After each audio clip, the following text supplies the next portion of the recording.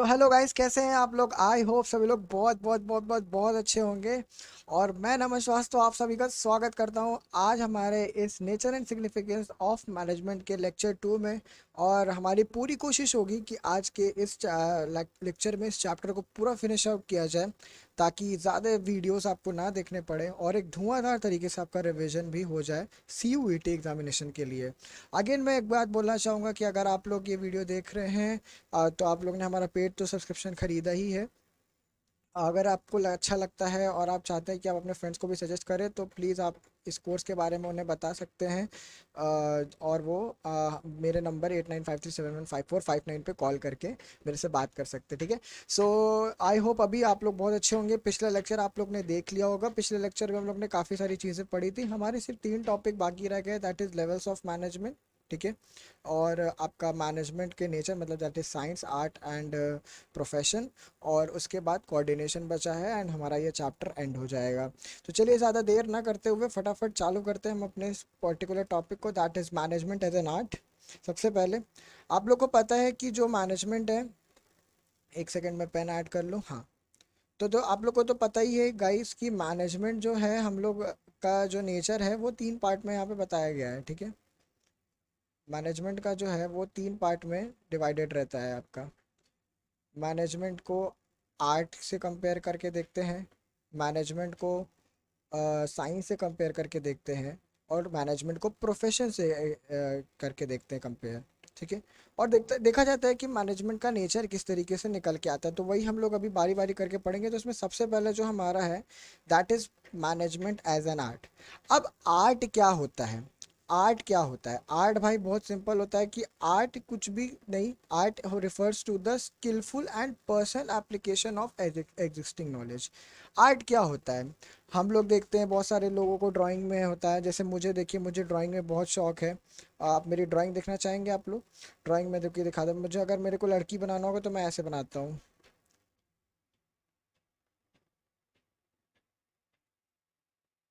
ठीक है। ये मेरा आर्ट है। तो अब इसमें मैंने क्या किया, मैंने अपने पर्सनल एप्लीकेशन और मेरी जो एग्जिस्टिंग नॉलेज है एक लड़की को लेके वो मैंने यहाँ पे दिखाई। तो आर्ट भी यही है। आर्ट कुछ नहीं है। आर्ट एकदम सिंपल तरीका से अगर आप देखें कि कोई भी स्किलफुल तरीके से आप पर्सनल एप्लीकेशन करके अपनी एग्जिस्टिंग नॉलेज को जब आप दिखाते हैं, और तो वो आपका आर्ट हो जाता है।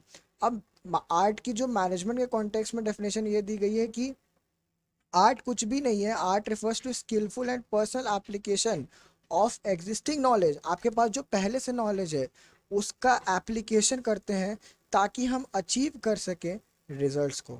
किसको अचीव कर सकें? रिजल्ट्स को अचीव कर सकें।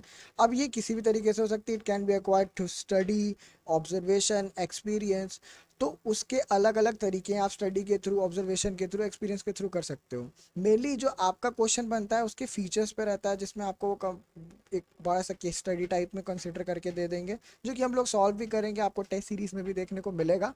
तो उतना आपके लिए लोड लेने की ज़रूरत नहीं है, ठीक है। तो सबसे पहले देखते हैं कि फीचर्स, आर्ट के क्या फीचर होते हैं।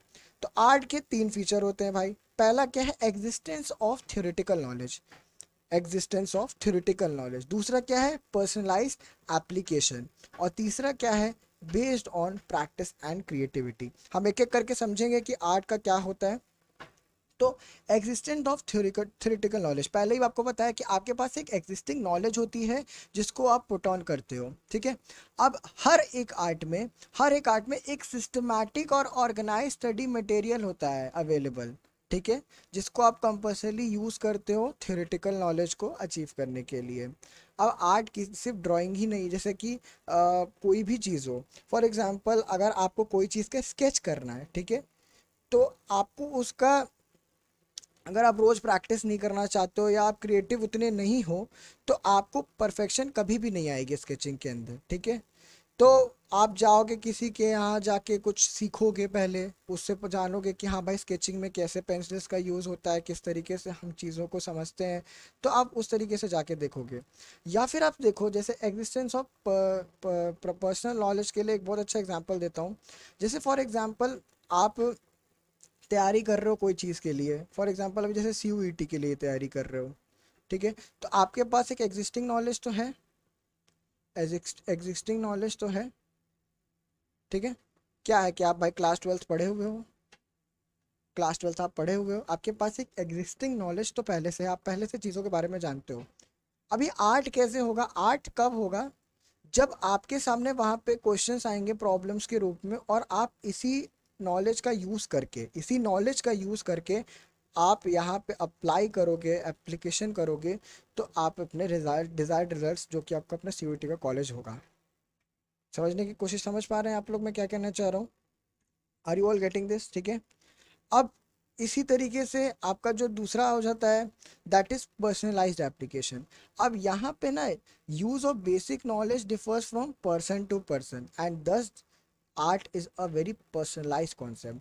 पहले क्या कहता है कि आपके पास एक थ्योरेटिकल नॉलेज होती है, आप कुछ बुक्स पढ़ के, आप कुछ लोगों के से ज्ञान प्राप्त करके आप उस चीज़ को समझते हो, स्किलफुल बनते हो। बट फिर जब आप चीज़ों को जान लेते हो, बेसिक नॉलेज आप जान लेते हो, तो ये एक पर्सन टू पर्सन फिर डिफ़र करती है।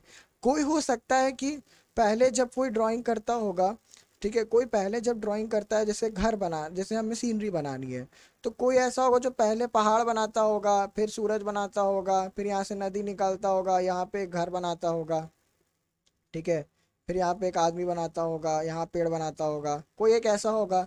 बट कोई एक ऐसा भी होगा जो पहले ही घर बनाता होगा, पहले घर बनाता होगा, ठीक है, उसके बाद वो नदी बनाता होगा, ठीक है, फिर वो यहाँ पे आदमी शायद बनाता होगा, पेड़ वो शायद घर के बगल में बनाता होगा, ठीक है, फिर वो पहाड़ बनाता होगा, और उसमें भी पहाड़ कोई बड़ा, सूरज वो ऐसे, अब उसमें वो चिड़िया दिखा देता होगा। तो ये पर्सन टू पर्सन डिफर कर जाता है आर्ट, कैसे आप अप्लाई करते हो उस चीज़ को, कैसे आप अप्लाई करते हो, ये डिफर कर जाता है, ठीक है। अब इन सारी चीज़ों का आप जो मतलब जो कहना चाह रहा हूँ, वो मतलब आप समझ रहे होगे कि आर्ट जो है वो एक थ्योरेटिकल नॉलेज भी अपने साथ इनकलकेट करता है, बट ये ऑब्जर्वेशन और एक्सपीरियंसेस या क्रिएटिविटी के ऊपर पर्सनल टच एक ऐड हो जाता है, पर्सनल एक आपका वो हो जाता है, जिसके थ्रू आप इसको थोड़ा सा अलग करते हो, ठीक है। और ताकि आप इसको अपने, अब आपको तो पता ही है हमें रिजल्ट्स कैसे अचीव करने हैं, इफेक्टिवली करने हैं और एफिशिएंटली करने हैं, ठीक है। तो अब मैनेजमेंट के कॉन्टेक्स्ट में हम लोग ने देखा कि दो चीज़ें, पहले तो ये कि एग्जिस्टेंस ऑफ थ्योरेटिकल नॉलेज होती है, कि हर एक आर्ट में एक सिस्टमैटिक और ऑर्गेनाइज स्टडी होती है, बस स्टडी मटेरियल आपके पास अवेलेबल होता है, आप उसको पढ़ते हो, एक्वायर करते हो थ्योरेटिकल नॉलेज, ये सब अपनी जगह, फिर आप उसका पर्सनलाइज्ड एप्लीकेशन करते हो, जो कि पर्सन टू पर्सन डिफर करता है, और बेस्ड ऑन प्रैक्टिस। अब तीसरा पॉइंट क्या कह रहा है? तीसरा पॉइंट क्या कह रहा है भाई? तीसरा पॉइंट कह रहा है कि based on practice and creativity, art involve in consistent and creative practice of existing creative knowledge, theoretical knowledge. मतलब क्या कहना चाह रहा है कि अगर आपको किसी आर्ट में परफेक्ट होना है, ठीक है, आपको उसकी कंटिन्यूअस प्रैक्टिस और क्रिएटिविटी करनी रहेगी। अगर आप प्रैक्टिस नहीं कर रहे हो, आप रेगुलरली क्रिएटिविटी में इन्वॉल्व नहीं हो, तो आप चीज़ों को नहीं समझ पाओगे, ठीक है। ये आप समझ रहे होगे? ओके। तो ये कहना क्या चाह रहा है? कहना ये चाह रहा है कि जो मैनेजमेंट है वहाँ पे भी huge volume of literature and books available हैं, ठीक है, और डिफरेंट डिफरेंट एस्पेक्ट्स को मैनेजमेंट के कवर करती है।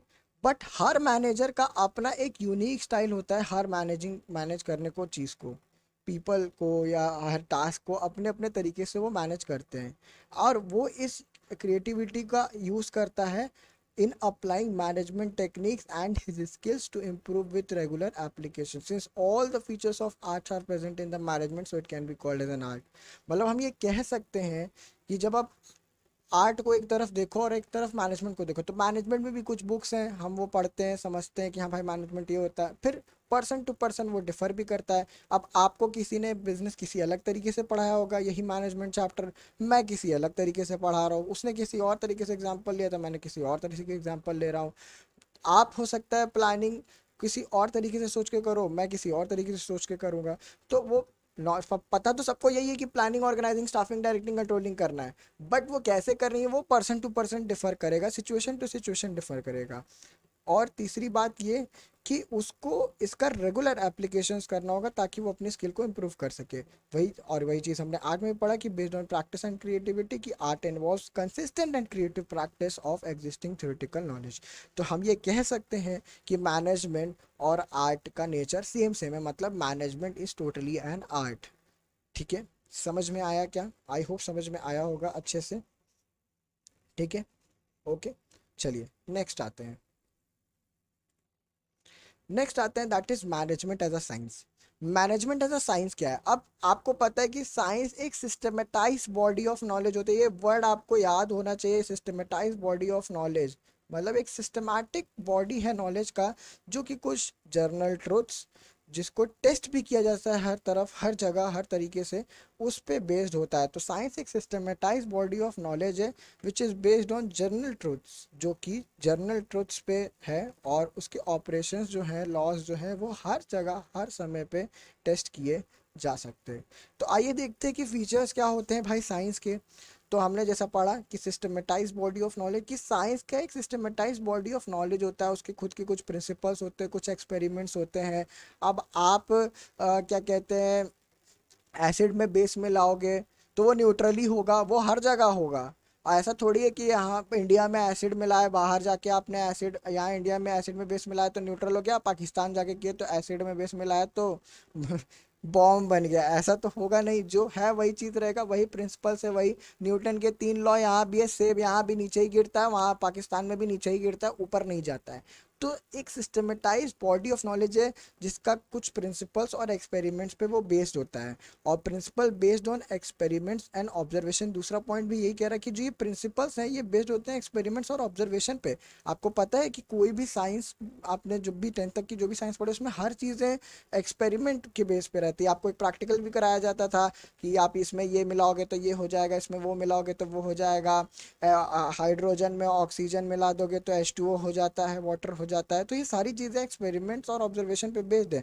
तो वही कह रहा है कि जो साइंटिफिक प्रिंसिपल्स हैं वो डेवलप जो किए गए वो थ्रू एक्सपेरिमेंट्स एंड ऑब्जर्वेशंस हैं, ये डेवलप किए गए हैं। ठीक है, और तीसरा पॉइंट क्या है, universal validity. Scientific principles have universal validity and applications. अभी जो मैंने एग्जांपल दिया कि अगर आप इंडिया में कोई भी एक्सपेरिमेंट कर रहे हो या इंडिया में वो प्रिंसिपल फॉलो अप होता है तो वो देश के हर कोने, हर एक जगह पे वो फॉलो होगा। इसकी एक यूनिवर्सल वैलिडिटी है, इसकी एक यूनिवर्सल वैलिडिटी है।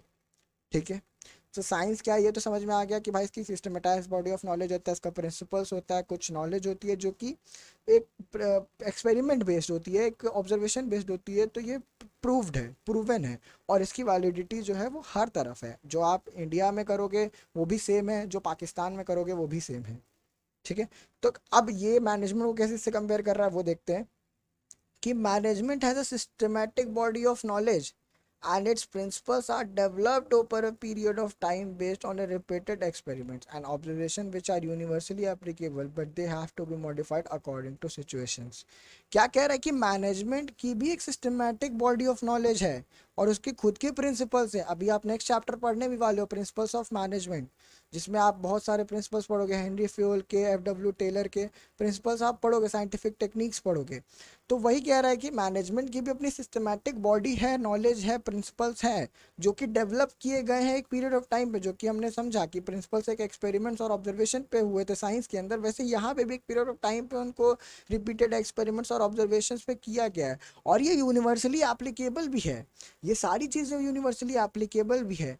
बट एक चीज़ जो यहाँ पे आके अलग हो जाता है मैनेजमेंट का, वो ये है कि ये सारे प्रिंसिपल्स, ये सारे एक्सपेरिमेंट्स या ये सारी चीज़ें जो मैनेजमेंट की है वो गिवन सिचुएशन पे अकॉर्डिंगली मॉडिफाइड भी होती है। ज़रूरी नहीं है कि हमें बताया गया कि आपको पहले ऐसे ही करना है, ठीक है, तो आप वैसे ही जाओगे। लाइक फॉर एग्जांपल मेरे कंपनी में कुछ ऐसा आ गया कि मुझे सबसे पहले मुझे प्लान करना था, उसके बाद ऑर्गेनाइजिंग करना था, स्टाफिंग करना था। मेरे कंपनी में कुछ ऐसा आ गया कि मुझे भाई फटाफट डिसीजन लेना है, तो अब इस या फिर जैसे मेरे कंपनी में आग लग गया फॉर एग्जांपल। अब हमारे यहाँ ये है कि हमें कोई भी जैसे आपने पढ़ा है कि लेवल ऑफ मैनेजमेंट, जस्ट अभी इसके आगे पढ़ेंगे हम कि टॉप लेवल भी होता है, मिडिल लेवल होता है, लोअर लेवल होता है। ठीक है, लोअर होता है, मिडल होता है, टॉप होता है। अब लोअर लेवल मैनेजमेंट जो है, मान लो कि आपके फैक्ट्री में आग लग गई, ठीक है, फैक्ट्री में आग लग गई, ठीक है। अब आपको भाई सारी चीज़ें क्या कहता है लोअर, मतलब इसमें बताया जाता है कि लोअर लेवल हर चीज़ को पहले टॉप लेवल को रिपोर्ट करता है, टॉप लेवल फिर उसके पे जो डिसीजन देता है उसके हिसाब से उसको किया जाता है, यही होता है। अब मान लो भाई मैं काम हो रहा था, भाई आग लग गई, आग लगे, लोअर लेवल मैनेजमेंट ये मैं हूँ, मैं लोअर लेवल मैनेजमेंट हूँ, आप अपर लेवल मैनेजमेंट हो, ठीक है। मैं फोन, आग लग रही है, मैं सब कुछ जल रहा है, ठीक है, मैं फोन कर रहा हूँ, hello sir sir sir sir sir sir क्या मैं आग बुझा दूँ, क्या मैं आग बुझा दूँ, और आपका फोन उठ ही नहीं रहा है, आप फोन उठा ही नहीं रहे हो, ठीक है। अब मैं फोन पे लगा करना चाह रहा हूँ, क्या रे यार फोन उठा लो कि जल्दी से सर बोलेंगे, डिसीजन देंगे, क्विक एक्शन लेंगे, तो फिर मैं यहाँ पे इम्प्लीमेंटेशन करूंगा। मिडिल लेवल बोलेगा जल्दी सर सर आप बताइए, आप बताइए, आप बताइए।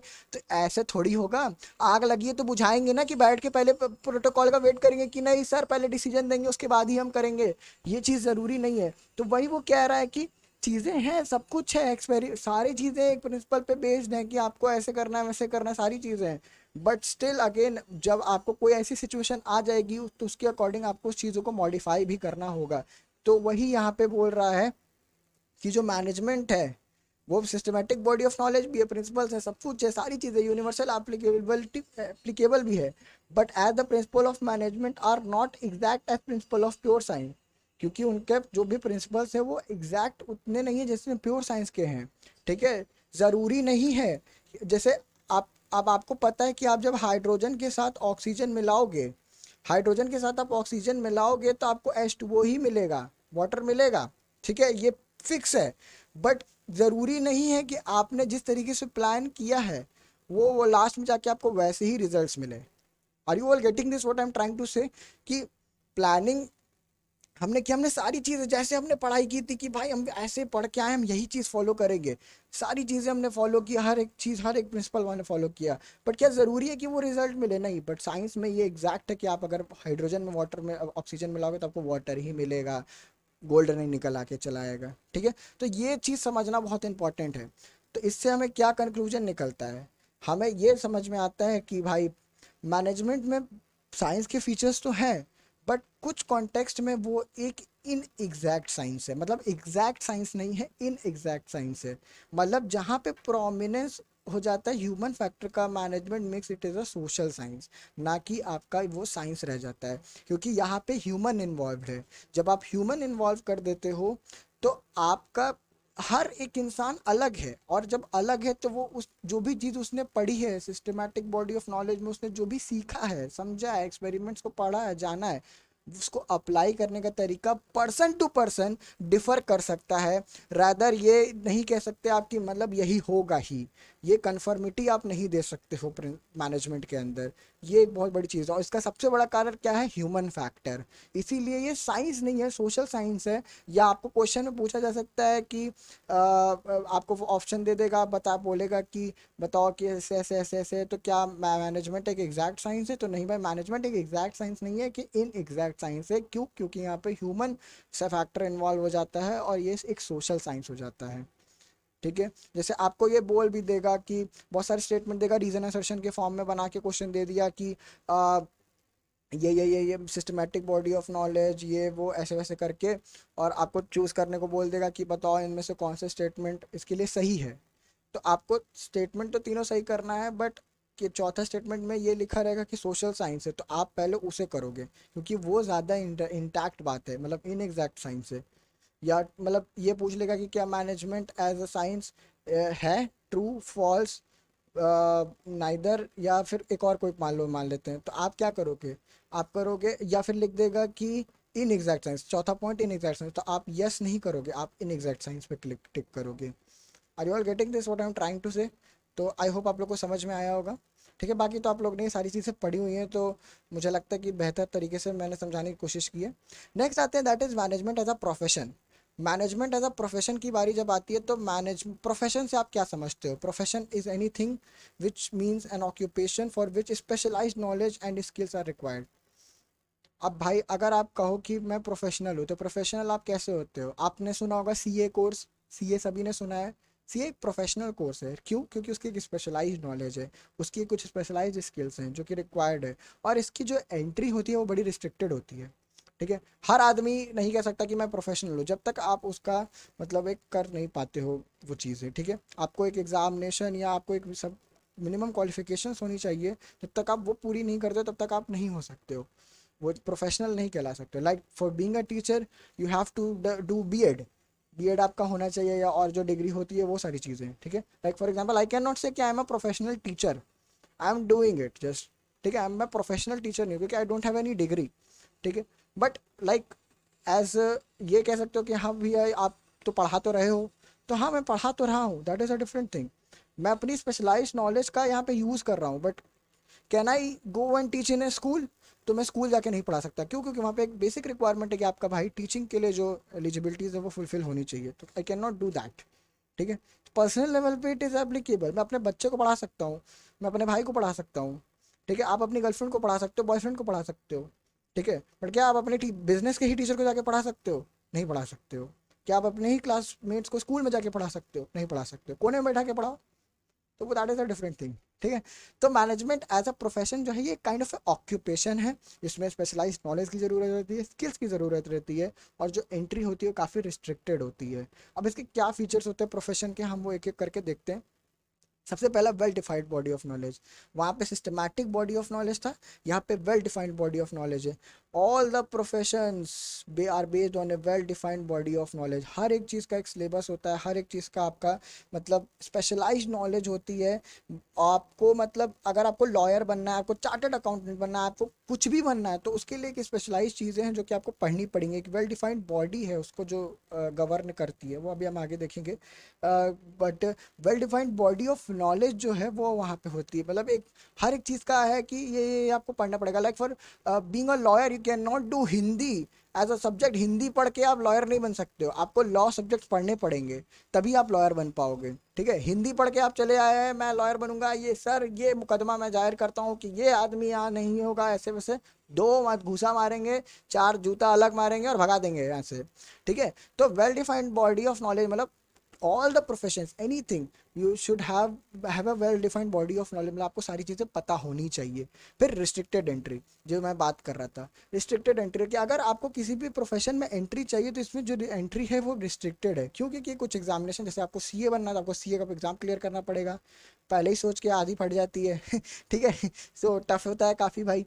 ठीक, उसके बाद फिर अगर आपको टीचर होना है किसी स्कूल में तो आपको मिनिमम क्वालिफिकेशन है कि हाँ भाई आपको ये होना चाहिए तभी आप ये बन सकते हो। So that is a restricted entry. आप हर कोई आदमी जाके नहीं कर सकता, ये मैं आ रहा हूँ मैं आ रहा हूँ मैं आ रहा हूँ। ठीक है, ऐसे नहीं हो सकता। ठीक है, तो इसलिए ये यहाँ पे कहा जाता है कि किसी भी प्रोफेशन के अंदर एक रिस्ट्रिक्टेड एंट्री होती है। अब प्रोफेशनल एसोसिएशन, आपको पता होना चाहिए कि जो भी प्रोफेशंस होते हैं वो एफिलिएटेड होते हैं कुछ प्रोफेशनल एसोसिएशन से, जो उनको रेगुलेट करते हैं, उनकी एंट्री को, उनके कोड ऑफ कंडक्ट को क्या कहते हैं फ्रेम करते हैं रिलेटिंग टू देयर प्रोफेशन।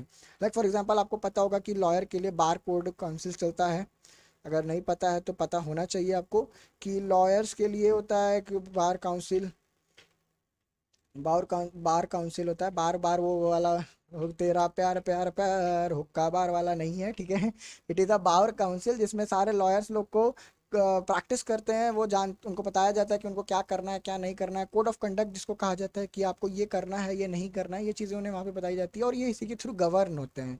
ये इसी के अंदर आते हैं bar association of council. Chamber of commerce आपने एक नाम सुना होगा, तो वो कॉमर्स के पूरे जितने हैं उसको गवर्न करता है, चैम्बर ऑफ कॉमर्स हो गया। तो ये सब स्पेशल एसोसिएशंस हैं, प्रोफेशनल एसोसिएशंस हैं जो कि इन सारे चीज़ों को प्रोफेशनल्स को गवर्न करती हैं, उनको कोड ऑफ कंडक्ट बताते हैं, उनको रूल्स बताती हैं कि उन्हें क्या करना है क्या नहीं करना, क्या चाहिए कैसे चाहिए उस तरीके से। तो वो वैसे होता है। ठीक है, तो यहाँ पे ये एक हो गया, और उनको रेगुलेट भी करती है, और उनके हर प्रोफेशन के अपने अपने वो होते हैं क्या कहते हैं प्रोफेशनल एसोसिएशन। ठीक है तो ये हो गया। जैसे सीए का आपको पता है आईसीएआई होता है, सीएस का आईसीएसआई होता है, सीएमए का आईसीएएमए होता है, I guess if I am not wrong. ठीक है, तो वो सब है। फिर एथिकल कोड ऑफ कंडक्ट, ये एक बहुत बड़ी चीज़ है। हर एक प्रोफेशंस में बाउंड होते हैं वो कुछ कोड ऑफ कंडक्ट के which gives guides the behaviour of its member. मतलब मतलब क्या है कि जब आप कोई भी प्रोफेशनल में जाते हो तो आपको बाउंड किया जाता है कुछ कुछ कोड ऑफ कंडक्ट से, कुछ रूल्स से, कुछ प्रोफेशनल ऑर्गेनाइजेशंस में आपको कैसे रिएक्ट करना है, कैसे रहना है, क्या प्रोफेशनल में आपको किस तरीके से चलना है, वो सारी चीज़ें समझाई जाती है। ल- तो ये एक चीज़ है, ठीक है। तो वहाँ पे एक एथिक्स होते हैं कुछ जो आपको समझाए जाते हैं कि हाँ भाई, आप एज अ प्रोफेशनल आपको ये चीज़ें करनी है, ये नहीं करनी है। लाइक फॉर एग्जांपल आपको पता होगा डॉक्टर्स का कि डॉक्टर्स को कोड ऑफ कंडक्ट रहता है, मतलब कि वो मतलब गलत प्रैक्टिस नहीं कर सकते, किसी को गलत दवा नहीं दे सकते, या कुछ गलत ऑपरेशन फालतू का पैसा कमाने के लिए कर दिए, कुछ भी कर दिए, तो अगर वो चीज़ कभी पकड़ाता है तो उनका सर्टिफिकेट छीन लिया जाता है। ये आपको पता होगा। तो वही सेम चीज़ कहना चाह रहा है कि उनको एक एथिकल कोड ऑफ कंडक्ट के थ्रू गवर्न किया जाता है, और वो डॉक्टर्स को उनके जो एम्स है वो सब एरियाज में वो लोग गवर्न करते हैं, मेडिकल जो एरिया के प्रोफेशनल्स हैं तो वो गवर्न करते हैं। तो अगर आप ऐसा कुछ कर देते हो, लाइक फॉर एग्जांपल सीए के कॉन्टेक्स्ट में, आप सीए हो, आपने सोचा, आपको कोई ऑफर दिया कि यार मेरा तुम प्रॉफिट पूरा इधर उधर कर दो सब यार, मेरे लॉ मेरे कंपनी को एकदम बढ़िया दिखा दो, और मैं तुमको इसके 25 करोड़ रुपए देता हूँ। मैंने कहा भाई किसी को क्या ही पता चल रहा है, मेरा साइन बहुत है, मैंने कर दिया, बाद में वो चेक हो गया तो पता चला कि इस सीए में ये आदमी इन्वॉल्व था, तो भाई पकड़ा गए, खत्म हो गया काम, सब सेवा समाप्त। तो इसी वजह से एथिकल कोड ऑफ कंडक्ट होता है, तो हर प्रोफेशनल जो होता है वो कुछ कोड ऑफ कंडक्ट से बाउंड रहता है, उसको वो चीज़ करनी रहती है। गलत प्रैक्टिस करेगा तो उसका वो सर्व जो भी उसका डिग्री है वो सारी चीज़ों को हटा दिया जाएगा, या जो भी है वो उनके ऊपर डिपेंड करता है, ठीक है। और सबसे बड़ी बात, एक पॉइंट जो है, सर्विस मोटिव सबसे बड़ा एम, मेन एम होता है प्रोफेशन का, सर्विस मोटिव का। सर्विस, वही मैंने बोला कि डॉक्टर के यहाँ आप जाते हो तो वो सर्विस करता है, ठीक है। ऑल एंड ऑल पैसे लगते हैं, that is a different thing, वो भी बैठे हैं कमाने के लिए ही है। बट एक कॉन्टेक्स्ट में अगर आप देखो तो उनका मोटिव जो होता है वो सर्विस मोटिव ही होता है। एक प्रोफेशन का ये एम होता है कि उसे सर्विस मोटिव होता है। गाइस एक चीज़ और कहूँगा, अगर आपको बैकग्राउंड में कोई थोड़ी बहुत नॉइज़ आ रही होगी तो उसको थोड़ा सा बियर कर लीजिएगा, क्योंकि इट्स काइंड ऑफ मतलब ऑन रोड गोइंग टास्क है जो चल रहा है, तो उसकी वजह से कोई आवाज़ आ रही होगी जस्ट इन केस, तो थोड़ा बियर कीजिएगा, and very sorry for that. और ये सभी लेक्चर्स के लिए मैं बोलना चाहूँगा कि अगर आपको कोई आवाज़ आती है तो थोड़ा उसको बियर कर लीजिए, because we are recording it at our home, ठीक है।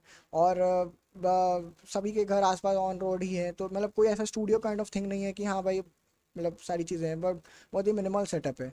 So some of them are taking lectures with phone, some of them are taking with lectures with tab, और some like me I am taking with it from laptop, तो differ कर जाता है context to context. तो अब उस context में अगर कोई आ जाता है तो वी कैन नॉट, मतलब ऐसा इतना देर से रिकॉर्डिंग कर रहे हैं और बीच में लास्ट मोमेंट में आके कोई कुछ कर दिया तो भाई पूरा लेक्चर ख़राब हो जाए या आपको भेजा ना जा सके, तो थोड़ा बियर आप कर लीजिएगा इस कॉन्टेक्स्ट में, ये सभी के कॉन्टेक्ट लिए बोल रहा हूँ, ठीक है।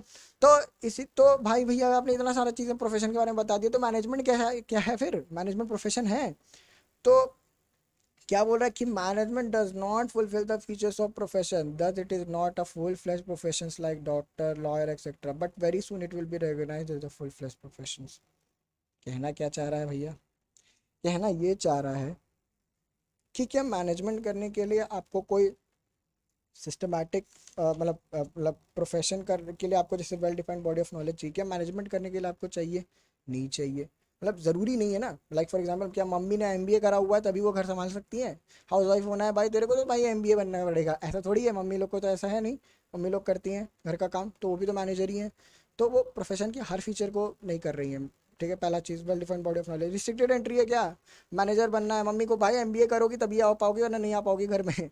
शादी आदि हो गया, जैसे ही मम्मी शादी करके लड़की अपने घर में घुस रही है, और ये रुको, मैं अपने पुराने अवतार में आता हूँ, ठीक है, रुको एक सेकंड बताता हूँ।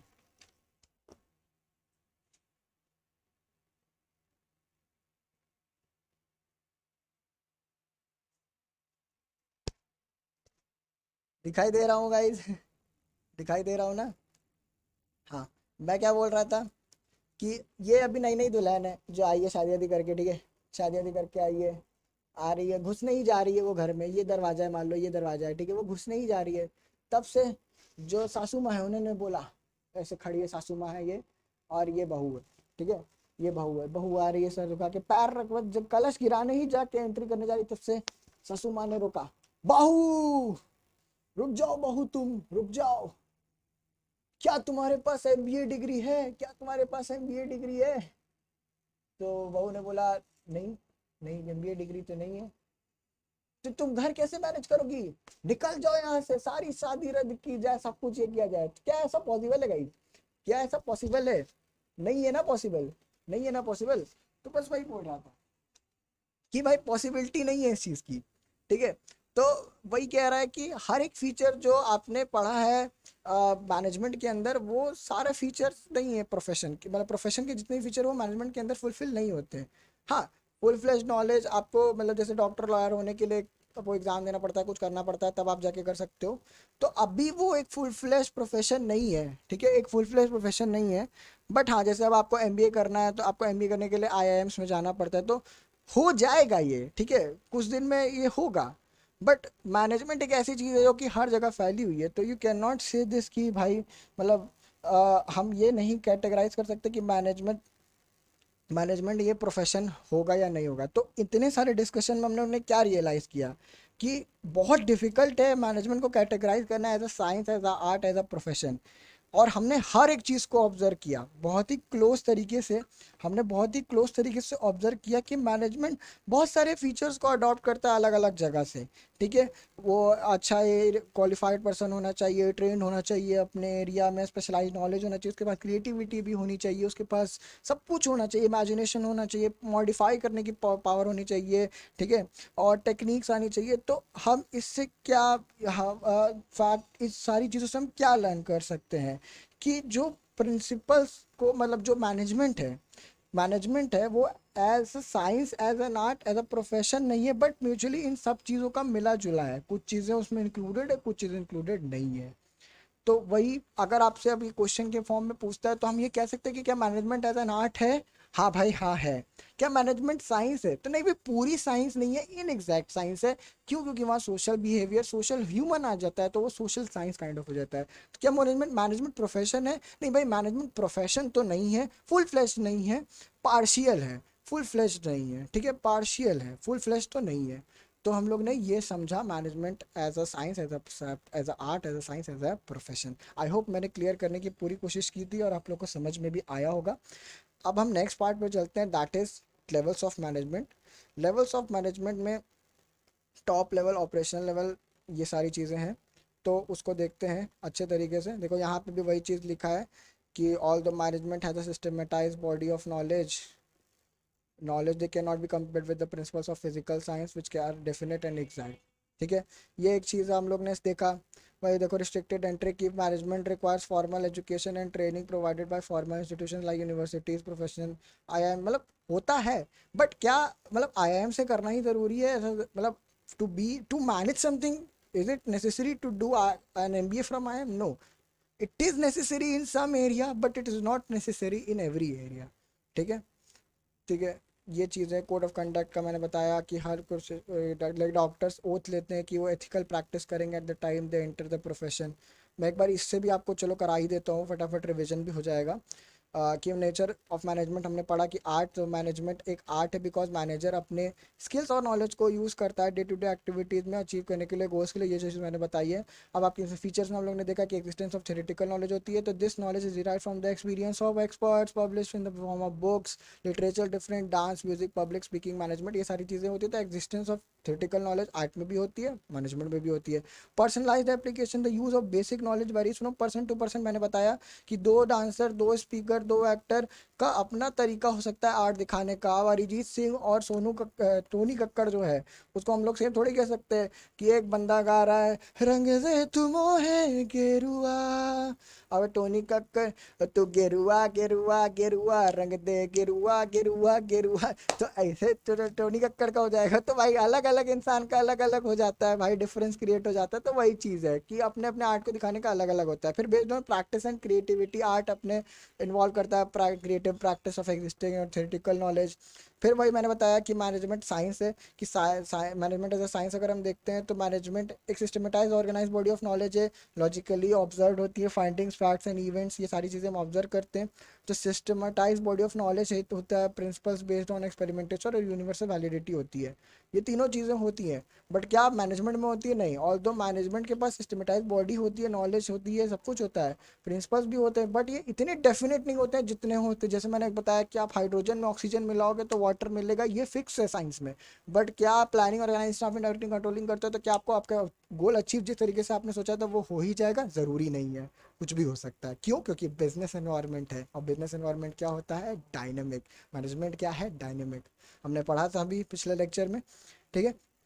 फिर मैनेजमेंट इज़ अ प्रोफेशन में जब हम गए तो प्रोफेशन एक ऑक्यूपेशन है, स्पेशलाइज नॉलेज के थ्रू बैक होता है, रिप्रेजेंटेटिव बॉडी होती है जैसे रेगुलेट करती है, तो well defined body of knowledge developed by management experts, ठीक है। फिर वही मैंने बताया कि रिस्ट्रिक्टेड एंट्री होती है, जैसे मैनेजमेंट में रिक्वायर होती है कुछ फॉर्मल एजुकेशन ट्रेनिंग होनी चाहिए, लाइक यूनिवर्सिटीज़ ये सब ऑफर करती है।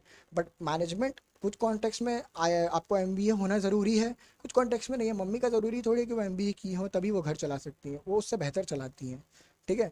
फिर वही professional association for the implementation of code of conduct, और अरे ये मैं क्या ही बता रहा हूँ। फिर ethical code of conduct, professions जो होते हैं कोड ऑफ कंडक्ट, जैसे मैंने बताया कि डॉक्टर्स ओथ लेते हैं कि वो एथिकल प्रैक्टिस करेंगे at the time at they enter the professions, अगर गलत करेंगे तो उनका सर्टिफिकेट छीन लिया जाएगा। Service motive, the primary objective of profession is to provide service motive, वही मैंने बताया कि सर्विस मोटिव होता है। तो ये हम लोग ने पढ़ा। अब हम नेक्स्ट आते हैं, that is levels of management.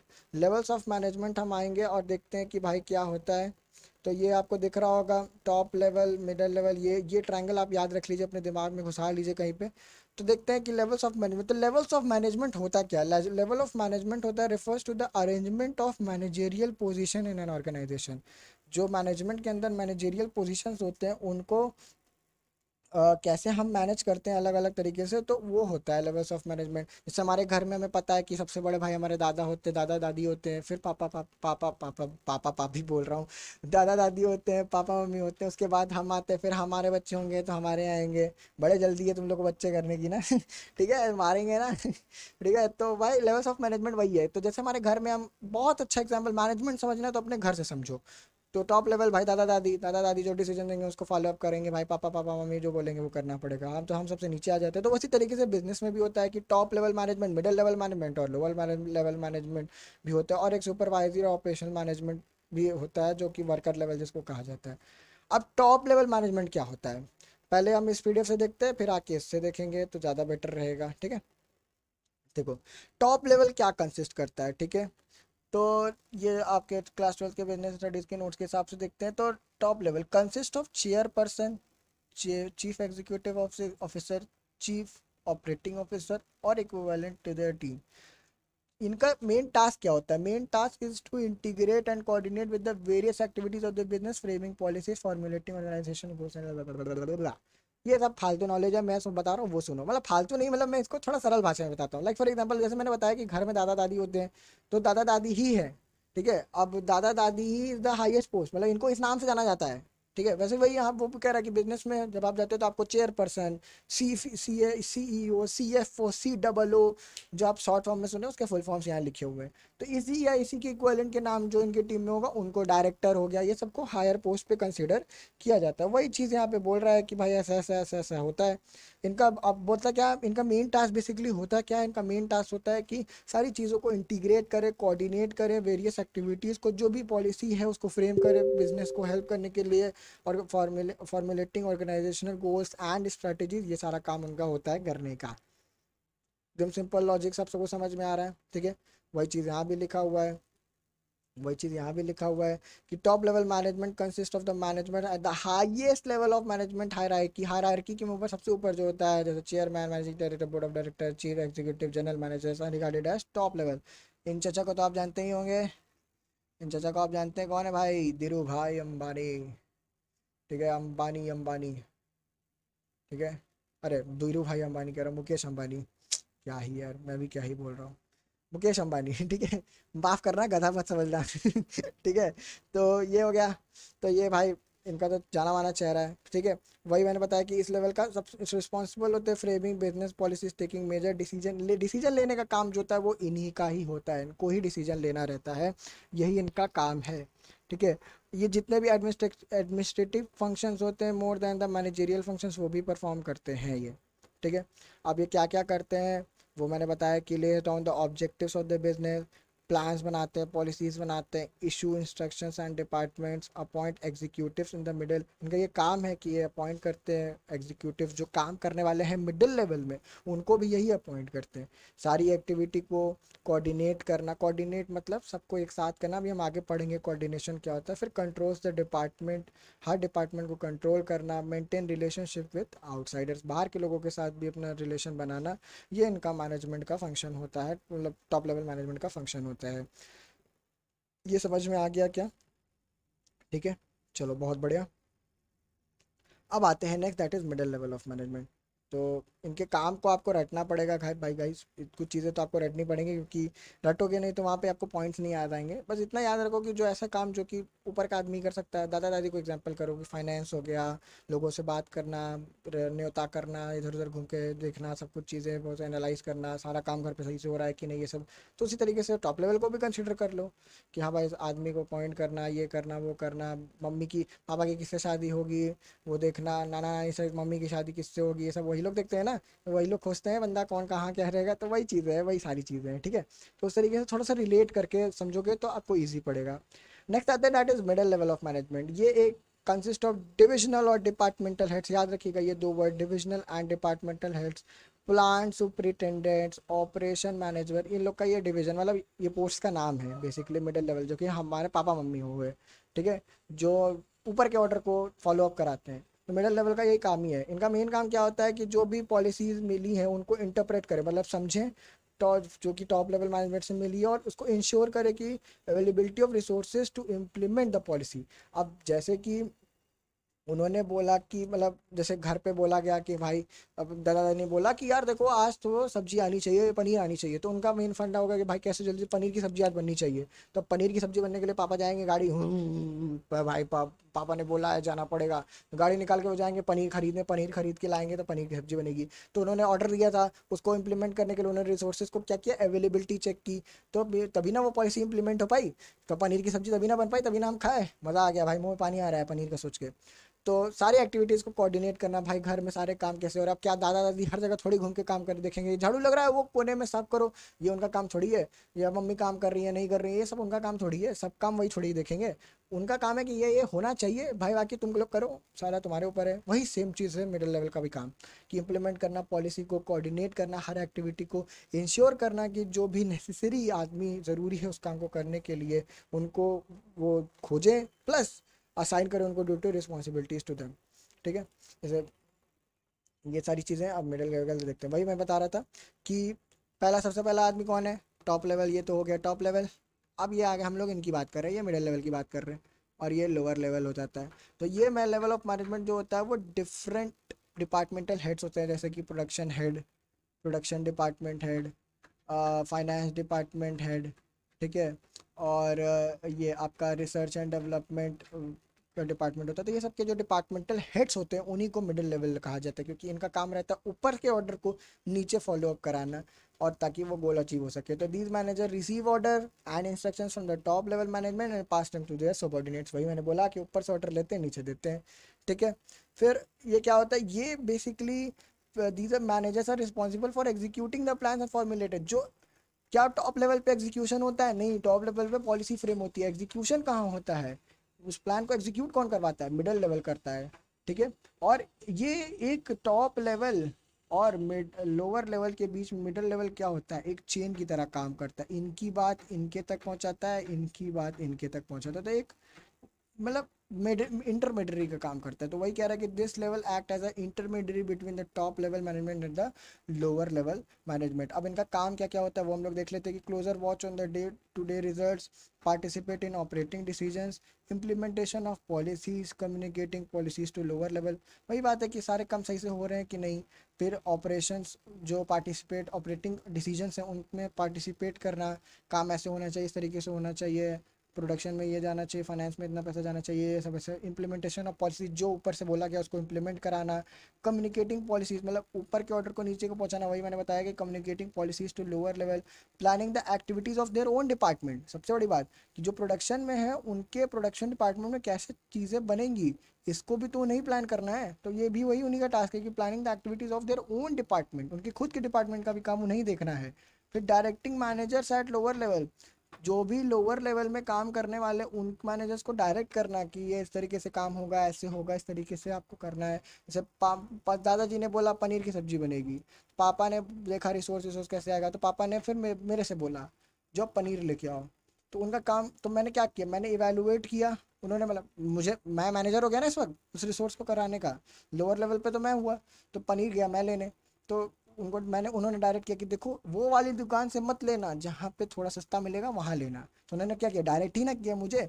तो वही हो गया कि directing managers at lower level.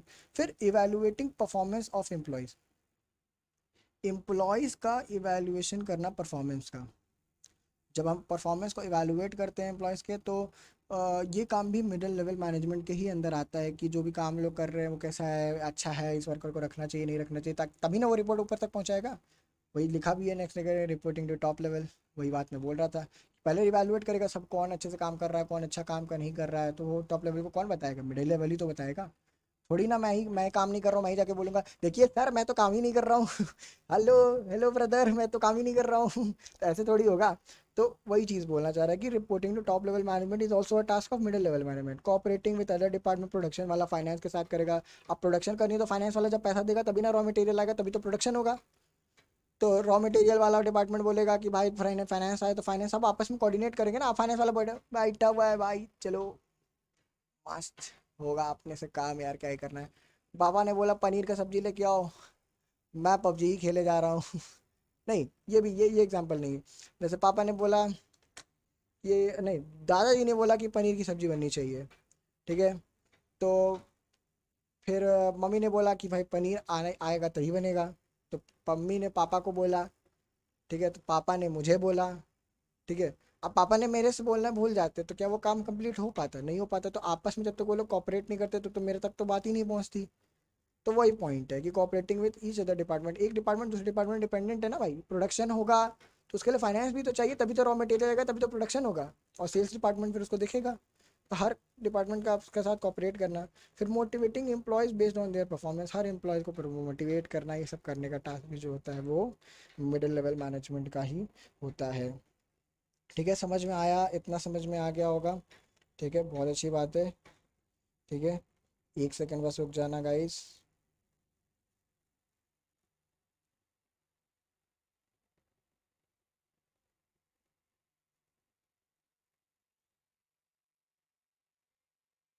चलो नेक्स्ट आते हैं लोअर लेवल ऑफ मैनेजमेंट।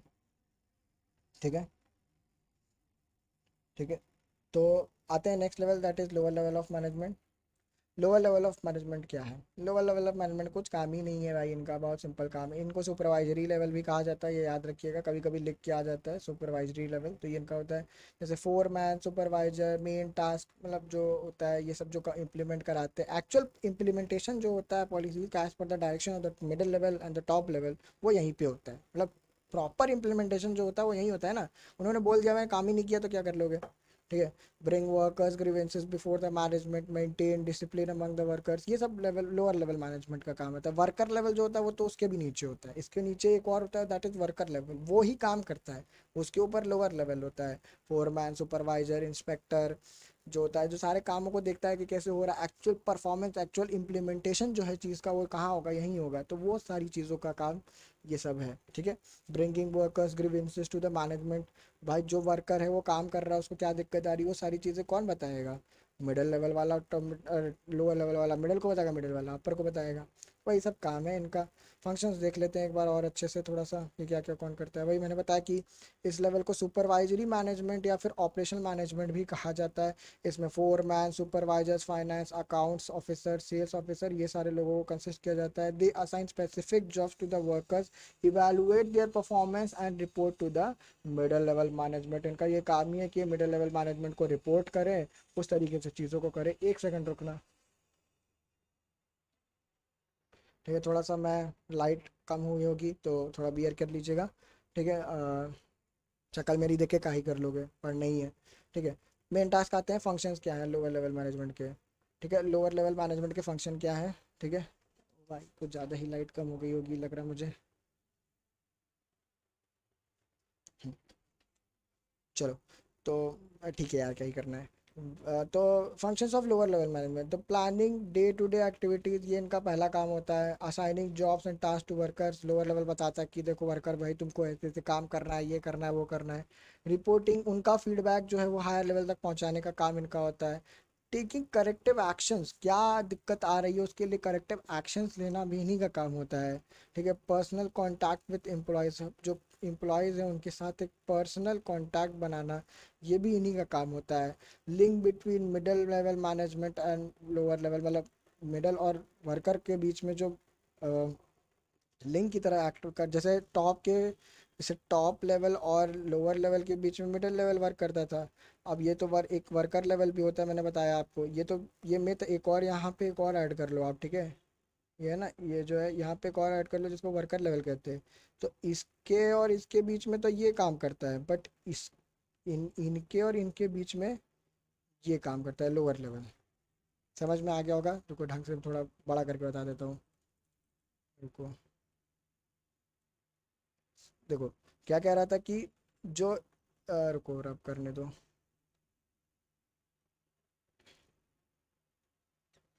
कि इनके और इनके बीच में जो कम्युनिकेटिंग बंदा होता है वो मिडिल लेवल होता है, ठीक है।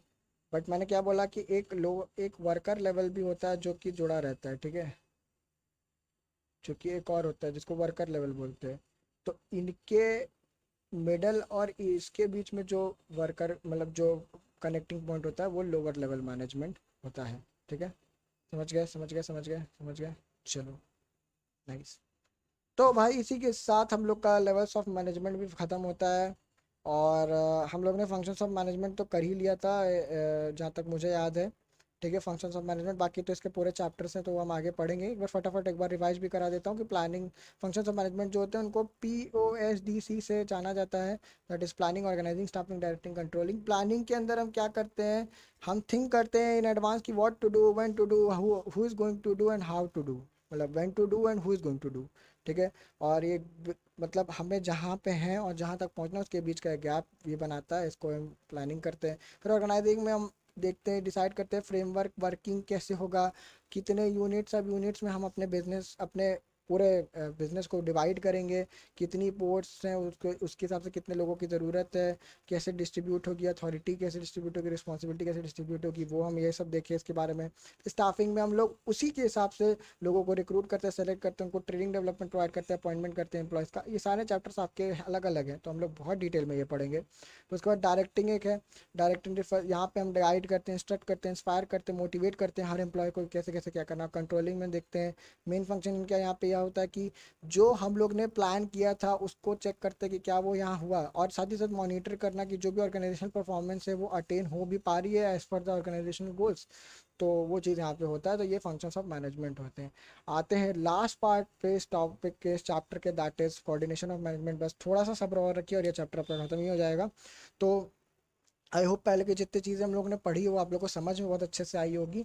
अगर कोई दिक्कत भी आती है तो आप मेरे नंबर पे मैसेज करके पूछ भी सकते हैं, ठीक है। पहले लास्ट अभी पार्ट पढ़ लेते हैं, कोऑर्डिनेशन। कोऑर्डिनेशन, इसकी हेडिंग ही जो है वो बड़ी इंटरेस्टिंग है कि coordination the essence of management. The essence of management मतलब ये पूरा निचोड़ है इसका, मैनेजमेंट का सबसे इंपॉर्टेंट पार्ट है कोऑर्डिनेशन। अब होता क्या है कोऑर्डिनेशन, ये देखते हैं। लिख रहा है कि coordination is the force which synchronise all the functions of management and activities of all different departments. अगर लैक ऑफ कोऑर्डिनेशन होता है तो उसकी वजह से ओवरलैपिंग, डुप्लीकेशन, डिले, केओस, ये सब क्रिएट होता है। पहले मैं रीडिंग करके आपको बता रहा हूँ, फिर मैं इसको बहुत अच्छे से समझाऊंगा। फिर क्या कह रहा है, it is concern with all three levels of management. If all the levels of management are looked at together, they become a group, and is in the case of every group, they also require coordination among themselves. So it is not a separate function of management, rather it is the essence of management. कभी कभी क्या होता है, लोग coordination को एक अलग से मैनेजमेंट का फंक्शन ही समझ लेते हैं। बट आपको ये समझना बहुत ज़रूरी है कि कोऑर्डिनेशन एक बहुत बड़ा सर्कल है जिसके बीच में ये सारी चीज़ें वर्कआउट करती हैं, ठीक है। सिंध मतलब जैसे इसका एक बहुत अच्छा, शायद इसमें होगा, मुझे जहाँ तक देखने दीजिए एक बार। अच्छा चलो, इसमें नहीं है, मैं ऐसे ही बता देता हूँ। जैसे कि अगर एक कोई ऑर्गेनाइजेशन है तो उसमें मैंने बताया कि आपकी प्लानिंग भी होगी, ऑर्गेनाइजिंग भी होगी, स्टाफिंग भी होगी, डायरेक्टिंग भी होगी, कंट्रोलिंग भी होगी, बहुत सारे अलग अलग डिपार्टमेंट होंगे, इसके डिपार्टमेंट होगा, इसका डिपार्टमेंट होगा, इसके डिपार्टमेंट होगा, ठीक है। तो ये जो कोऑर्डिनेशन है ना, ये इन सबको बांध के रखता है। अगर कोऑर्डिनेशन नहीं है तो ये सब नहीं हो पाएगा, सब अपने अपने मन से काम करेंगे, किसी का कुछ आता पता नहीं रहेगा। तो वही वो कह रहा है कि कोऑर्डिनेशन एक ऐसा फोर्स है जो कि सिंक्रोनाइज करता है। सिंक्रोनाइज मतलब सारी चीज़ों को एक साथ लाता है, सबको एक साथ इस पॉइंट पे लेके आता है, ठीक है, of all the functions of management. और जितनी भी एक्टिविटीज़ होती हैं आपकी हर डिपार्टमेंट में, उसको अगर आपके कोऑर्डिनेशन नहीं हो रहा है तो हो सकता है कि भाई प्रोडक्शन वाले को बताया, सेल्स वाले ने बताया ही नहीं कि यार देखो सेल्स तो हो ही नहीं रही है, तुम थोड़ा प्रोडक्शन कम कर दो, ये करते जा रहा है करते जा रहा है। तो भाई क्या हुआ, ओवरलैपिंग हो गया काम का। या फिर किसी बंदे को ये काम करना था, मतलब एक काम को करने के लिए दो बंदे अलॉट थे, ठीक है, अब वो बंदा, एक बंदे ने वो काम कर दिया, दूसरे बंदे ने फिर वही जाके काम वो कर दिया, तो ओवरलैपिंग हो गया ना। तो वो चीज़ें नहीं, या डुप्लीकेशन ना हो सेम टास्क का, ठीक है, डीले ना हो। अगर जैसे फाइनेंस वाले को पता ही नहीं चला कि भाई प्रोडक्शन में रॉ मटेरियल ख़त्म होने वाला है, तो अगर उसे पता नहीं चला तो वो बाद में वो ऑर्डर प्लेस किया ही नहीं ख़त्म होने से पहले, अब स्टॉक आउट हो गया, तो प्रोड्यूस कुछ हुआ ही नहीं है, तो फाइनेंस वाला अब वो भेजेगा, फिर वो आएगा, तो भाई पता चला इस प्रोडक्ट की डिमांड तब तक में कोई और फुलफिल करके चला गया, तो डिले हो जाएगा। अगर आपस में कोऑर्डिनेशन नहीं है हर मैनेजमेंट के फंक्शन में, हर डिपार्टमेंट में, हर एक में, कि उस हो जाएगा को क्या कर रहा है, किस तरीके से कर रहा है, कुछ अते ही पता नहीं है, बस करते जा रहे हैं करते जा रहे हैं करते जा रहे हैं, वो चीज़ गलत है, ठीक है। हर एक लेवल, चाहे वो लेवल ऑफ मैनेजमेंट हो, चाहे वो मैनेजमेंट को अलग एक उससे देखा जाए, हर एक ग्रुप, हर एक बंदा, हर एक चीज़ के अंदर कोऑर्डिनेशन होती है। तुम ये नहीं कह सकते कि एक सेपरेट फंक्शन है, ये हम ये कह सकते हैं कि हर फंक्शन का निचोड़, मतलब हर फंक्शन का जो जोड़ है वो आपका कोऑर्डिनेशन है, हर फंक्शन को इम्प्लीमेंट कराने वाला जो बंदा है वो कोऑर्डिनेशन है, ठीक है। तो देखते हैं भाई कि इसका क्या नेचर एंड सिग्निफिकेंस है मैनेजमेंट के अंदर, ठीक है। तो मैंने जैसे बताया कि कोऑर्डिनेशन इंटीग्रेट्स ग्रुप एफर्ट्स। हर आदमी अलग अलग काम कर रहा है, हर काम को जब एक चीज़ से कनेक्ट कर दिया जाएगा तभी तो वो एक रिजल्ट्स देगा ना। तो वही कह रहा है कि it integrates diversified business activities, बहुत सारा काम होता है एक बिजनेस के अंदर, उसको एक इनटू पर्पसफुल ग्रुप एक्टिविटी। हर आदमी कुछ भी कर रहा है, टन टन टन टन टन टन, ओहो ओहो, कोई लोग खा रहे हैं, कोई लोग कुछ कर रहे हैं। या फिर मैच के, क्रिकेट टीम का एग्जांपल ले लेते हैं, मेरा मन किया तब मैं बैटिंग जाऊंगा, आज मूड नहीं कर रहा है यार, आज नहीं खेलूंगा यार, धोनी भाई आज तुम, आज आज आज धोनी बोल रहा है भाई आज आज मैं छक्का नहीं मारूंगा, आज मेरा मूड नहीं है, आज रोहित शर्मा विकेट कीपिंग करेगा, चलो भाई आज वो करेगा। इसका तो किसी कोई कुछ भी कर रहा है, सब सब विकेट कीपिंग कर नहीं जा रहे हैं, कोई भी कह रहा है मैं ही बॉलिंग करूंगा, मैं ही क्रिकेट खेलूंगा, सब कुछ जिसको जो मन कर रहा है वही कर रहा है। तो इतनी सारी एक्टिविटी है, सब लोग अपना अपना काम तो कर रहे हैं, बट क्या वो एक पर्पसफुल तरीके से हो रहा है, नहीं हो रहा है। तो पर्पसफुल तरीके से कब होगा, जब उसको कोऑर्डिनेट किया जाएगा, और वही काम कोऑर्डिनेशन करता है। एक डायरेक्शन में सारी चीज़ें चलें, एक तरफ चलें, तो ही वो मेन चीज़ हो जाती है सारी उसमें, ठीक है। Next is coordination ensures unity of direct action. Unity of action अभी हम आगे पढ़ेंगे, तो आपका दो प्रिंसिपल्स होता है, unity of action, unity of direction, तो वो हम आगे उसमें देखेंगे। बट क्या कह रहा है कि it direct that activities of different departments and employees toward the achievement of common goals can bring unity in individual effort. हर आदमी अपना अपना काम कर रहा है, फिर वो कम्युलेट होके अलग अलग काम डिपार्टमेंट के लिए काम होगा, तो वो सारी चीज़ें, हर आदमी जो जो काम कर रहा है वो सारी चीज़ों को इंटीग्रेट करके एक यूनिटी ऑफ एक्शन लाना, मतलब एक ही तरफ काम करे। वही बात को घुमा घुमा के कह रहा है कि यूनिटी ऑफ एक्शन है तो भी, तो सारी चीज़ें आपस में जोड़ेंगी, ये जुड़ के एक काम फिर एक डायरेक्शन में जा रहा है, तो वही वो कहना चाह रहा है, ठीक है। अब आप वैलेंटाइंस डे के वीक में, ठीक है, आप पहले ही डे पे, मतलब मान लो जैसे आप 14 तारीख को इस लड़के को प्रपोज करने वाले हो, ठीक है, अब आपके पास पूरा दिन है कि आप पहले रोज़ दे दो, फिर चॉकलेट, टेडी डे, ये डे वो डे, पहले ही दिन गए कहे जाके भाग वाग कर लिए पूरा एकदम, लड़की को किस सब सब कर लिए, लड़के को किस तुमने किस कर लिया, हक कर लिया, चॉकलेट भी दे दिया, टेडी वेडी सब सब उसी दिन कर लिया, एक ही दिन करके, तो क्या तुम्हारे मतलब कोई फीलिंग जनरेट होगी, नहीं, बस कर लिया कर लिया कर लिया तो एक डायरेक्शन में, मतलब बस करते जा रहे हैं, that is not a thing. It should be in a proper manner and it is in a coordinated manner, कि हमें पहले ये करेंगे फिर ये करेंगे फिर ये करेंगे, बट एक ही डायरेक्शन में करेंगे, वो चीज़ है। फिर coordination is a continuous process, जो वही बात है कि जो कोऑर्डिनेशन है वो एक कंटिन्यूअस प्रोसेस है। क्यों? क्योंकि मैनेजमेंट कंटिन्यूअस प्रोसेस है। अगर मैनेजमेंट कंटिन्यूअस प्रोसेस है तो कोऑर्डिनेशन तो होगा ही। मैनेजमेंट तभी पॉसिबल है अगर कोऑर्डिनेशन है, अगर कोऑर्डिनेशन नहीं तो मैनेजमेंट पॉसिबल ही नहीं है। क्योंकि तो ये कोई एक स्पेसिफिक मैटर नहीं है, it is required at every level in every department till the organisation countries in operation. जब तक ऑपरेशन हो रहे तब तक वो बिजनेस है, तब तक कोऑर्डिनेशन है। परवेसिव है, वही बात है। चाहे आप टॉप टू मिडल देख लो, चाहे आप ऐसे देख लो, हॉरिजॉन्टली देख लो, डायगनली देख लो, सब तरीके से कोऑर्डिनेशन की ज़रूरत है। ठीक है। फिर coordination is the responsibility of all managers. अब इट इज़ कहना क्या चाह रहा है कि जो मैनेजर्स हैं उन्हीं का ये रिस्पॉन्सिबिलिटी कोऑर्डिनेशन मेंटेन करें। It is equally important at all three, top three middle level managements. मतलब इम्पॉर्टेंट है हर एक जगह पे, और ये रिस्पॉन्सिबिलिटी है हर मैनेजमेंट मैनेजर की कि वो देखे कि जो लोग हर एफर्ट कर रहे हैं, ठीक है। अब एक मुकेश अंबानी बैठ गया ऊपर से वही कोऑर्डिनेट करता रहे तो बाकी नीचे क्या हो रहा है तो सब पहले जाके वर्कर से मिले, फिर उससे मिले, फिर उससे मिले, फिर उससे मिले, तो that is not a possible thing ना, कि मतलब सब एक ही आदमी कर रहा है। तो उसने मैनेजर बनाया तो हर मैनेजर अपने डिपार्टमेंट को देखे। जब सब आदमी अपने अपने को देखेगा, एक इंडिविजुअल लेवल पे वो अपने को देखे, इंडिविजुअल फिर ग्रुप लेवल पे देखे, ग्रुप लेवल में मैनेजर एक देखे, मैनेजर फिर पूरे डिपार्टमेंट लेवल पे देखे, डिपार्टमेंट लेवल पे जब टॉप लेवल देखेगा तो सारी चीज़ें सिंक्रोनाइज में तो होंगी ही होंगी। तो वही कह रहा है कि हर एक इंसान, हर एक मैनेजर मतलब कोऑर्डिनेशन के लिए रिस्पॉन्सिबल है। मतलब मैनेजर स्पेसिफिकली, क्योंकि उसका वही काम ही है, उसको वही देखना है कि सारे काम ढंग से हो रहे हैं या नहीं हो रहे, कोऑर्डिनेशन वे कोऑर्डिनेटेड वे में हो रहे हैं या नहीं हो रहे हैं। तो वही चीज़ है। फिर क्या कहता है, coordination coordination is a deliberate function. Deliberate का मतलब जानते हैं आप लोग? पता है आप लोग को? देखो, डेलिब्रेट फंक्शन जो मतलब होता है जानबूझकर, ठीक है, जानबूझकर करना, मतलब इंटेंशनली।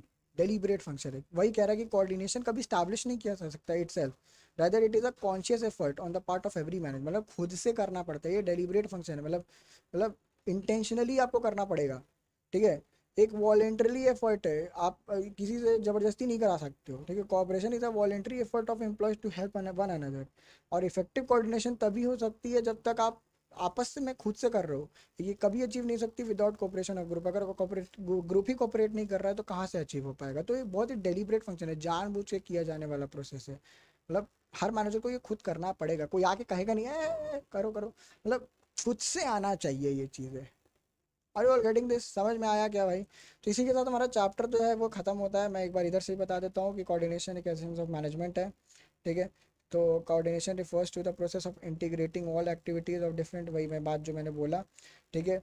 अब वही बोल रहा है कि कोऑर्डिनेशन हर एक फंक्शन ऑफ मैनेजमेंट, हर एक लेवल ऑफ मैनेजमेंट पे ज़रूरी है, इसीलिए एसेंस ऑफ मैनेजमेंट कहा जाता है। मतलब चाहे आप ऐसे देख लो, चाहे आप ऐसे देख लो, चाहे आप ऐसे देख लो, हर तरफ कोऑर्डिनेशन की ज़रूरत है।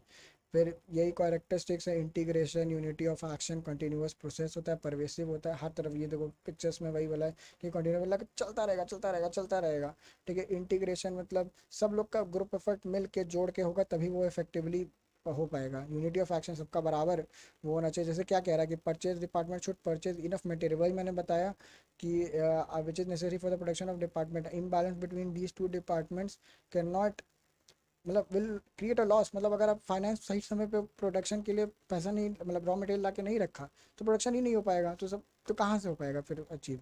पर वैसे हर जगह इस लेवल इस लेवल इस लेवल इन्वेंट्री में हर एक लेवल पे ये अवेलेबिलिटी है। फिर रिस्पॉन्सिबिलिटी है, क्या कह रहा है, हर मैनेजर का रिस्पॉन्सिबिलिटी है कि वो देखे कि उनके रिस्पेक्टिव लेवल पे वो मैनेजमेंट एक्टिविटी हो रही है। और management has to coordinate all the efforts of the different people in a deliberate manner, even if the member in a department are very cooperative. Coordination gives a correct direction to their willing spirit.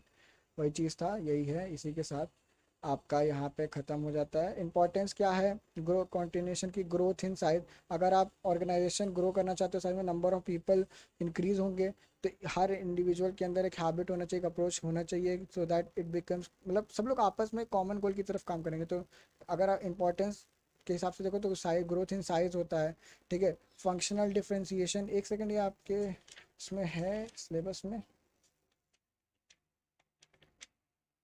नहीं, तो ये आपके syllabus में नहीं है, चलो ठीक है। ये पहले आता था तो मैं पहले पढ़ाता था, बट अब शायद आपके सिलेबस में ये है नहीं, तो कोई सेंस नहीं बनता इसको करने का। तो बस ठीक है, तो इसी के साथ डन करते हैं, कोई मतलब नहीं है। इसको फालतू का पढ़ेंगे, कोई मतलब बनता नहीं है। बस इतना याद रखिए कि कोऑर्डिनेशन ही है तभी मैनेजमेंट है, अगर मैनेज कोऑर्डिनेशन ही मैनेजमेंट नहीं हो सकता। ठीक है, तो इसी के साथ हम लोग ने पूरे चैप्टर को यहाँ पे फटाफट फिनिश किया। आई होप मैंने पूरी कोशिश की कि मैं आपको इस पूरे चैप्टर को समझा सकूं। हम लोगों ने सबसे पहले देखा कि मैनेजमेंट क्या होता है, उसके कैरेक्टरिस्टिक्स देखे, ऑब्जेक्टिव्स देखा, इफेक्टिवनेस और एफिशिएंसी के अंदर हम लोगों ने डिफरेंस समझा, बहुत सारे एग्जांपल्स देखे, ऑब्जेक्टिव्स के बारे में देखा, इंपॉर्टेंस देखा मैनेजमेंट का, management as an art, management as a science, management as a profession, क्या नहीं है, लेवल्स ऑफ मैनेजमेंट, कोऑर्डिनेशन का एसेंस, कोऑर्डिनेशन का नेचर एंड सिग्निफिकेंस देखा। और इसी के साथ हमारा चैप्टर यहाँ पे एंड होता है। सो आई होप आप लोग को सब चैप्टर बहुत अच्छे से क्लियर हुआ होगा, और मैं आशा करता हूँ कि आप लोग इस वीडियो को देखेंगे, और अगर आपको अच्छा लगा होगा तो आप अपने फ्रेंड्स को ज़रूर बताएंगे। So till then tata bye bye, take care, मिलते हैं या नेक्स्ट चैप्टर में जो कि हमारा होगा प्रिंसिपल्स ऑफ मैनेजमेंट वाला। और तब तक के लिए इस वीडियो को देखिए, इसके नोट्स बनाइए, और कोई डाउट होता है तो आप मेरे नंबर पर मैसेज करके मुझे को पूछ सकते हैं। So this was Naman Shrivastava, your business faculty, signing off from today's lecture. Bye bye, take care, मिलते हैं नेक्स्ट वीडियो में।